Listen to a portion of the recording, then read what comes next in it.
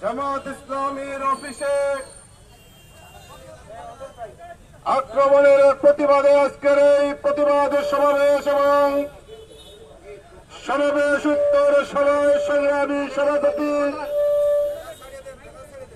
আমাদের মাঝে প্রধান অতিথি হিসেবে রয়েছেন জেলা জামাতের সংগ্রামী আমির জনাব মাওলানা রেজাউল করিম, নায়েবে আমির জননেতা অ্যাডভোকেট মাওলানা শেখ আব্দুল ওয়াদুদ, জেলা অ্যাসিস্ট্যান্ট সেক্রেটারি অধ্যাপক ইকবাল হোসেন, অ্যাসিস্ট্যান্ট সেক্রেটারি সদর উপজেলার জননেতা জনাব অ্যাডভোকেট মুস্তাইন বিল্লাহ, আজকের প্রোগ্রামের সভাপতি মাওলানা ফেরদৌস আলী, পৌরসভার সংগ্রামী আমির মাওলানা সামির হোসেন সহ নেতৃবৃন্দ এবং আমার প্রিয় বাগেরহাটবাসী, আসসালামু আলাইকুম।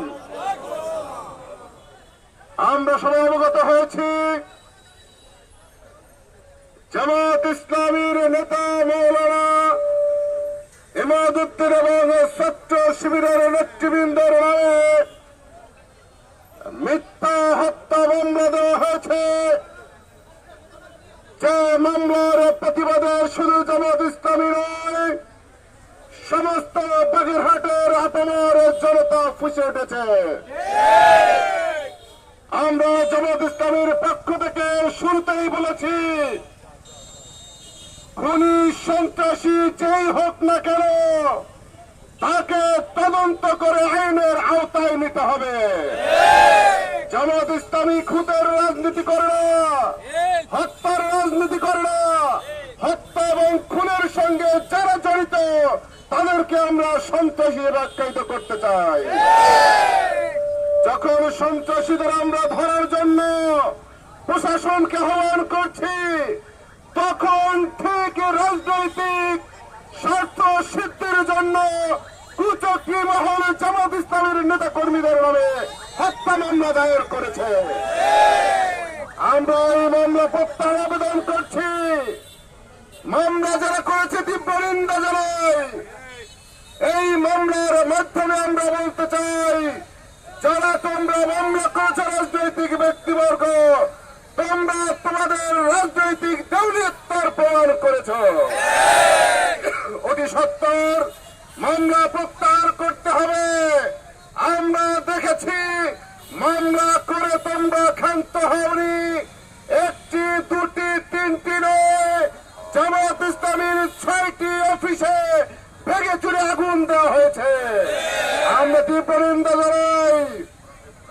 সংগ্রামী বাগেরহাটবাসী, আমরা জানতে পেরেছি জামাত ইসলামীর অফিসে কোরআন, হাদিস এবং ইসলামী সাহিত্যের মতো গুরুত্বপূর্ণ বই থাকে। সেই সব সন্ত্রাসীরা কোরআন হাদিসের মতো বইকেও তারা রক্ষা করে নাই। সুতরাং আমরা তীব্র নিন্দা জানাই। কোরআনে আগুন দিয়েছ, হাদিসে আগুন দিয়েছ, বাংলার তৌহিদি জনতা এটা কিন্তু সহ্য করবে না। আমরা বলতে চাই, জামাত ইসলামী নয় সংযত রাজনীতি করে, ভদ্রতার রাজনীতি করে, নৈতিকতার রাজনীতি করে।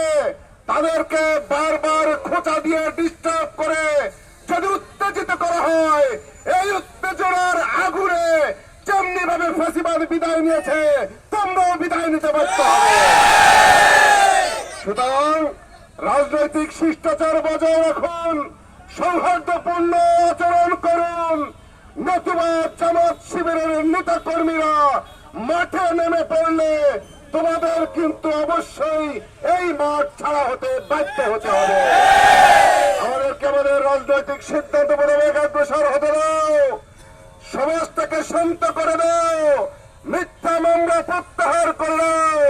যেমনি ভাবে আগুন দিয়েছ অফিসে, আমরা কিন্তু আর সহ্য করব না। আইনগতভাবে অ্যাডভান্স হব। প্রশাসনকে বলতে চাই, দ্রুত এই ভাঙচুরের সঙ্গে যারা জড়িত তাদেরকে গ্রেপ্তার করে আইনের আওতায় নিতে হবে।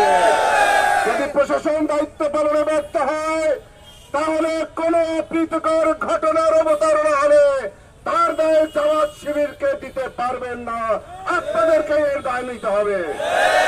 বাগেরহাটবাসী আজকে আই মিছিল পরবর্তী সমাবেশে যেভাবে স্বতঃস্ফূর্ত ভাবে বাগেরহাটবাসী নেমে এসেছে, আগামী দিনে যদি এই কুচক্রী মহল তাদের কুচক্রী কর্মকাণ্ড বন্ধ না করে, তাহলে রাজপথে নেমে আমাদেরকে সমুচিত জবাব দেওয়ার জন্য প্রস্তুতি নিতে হবে।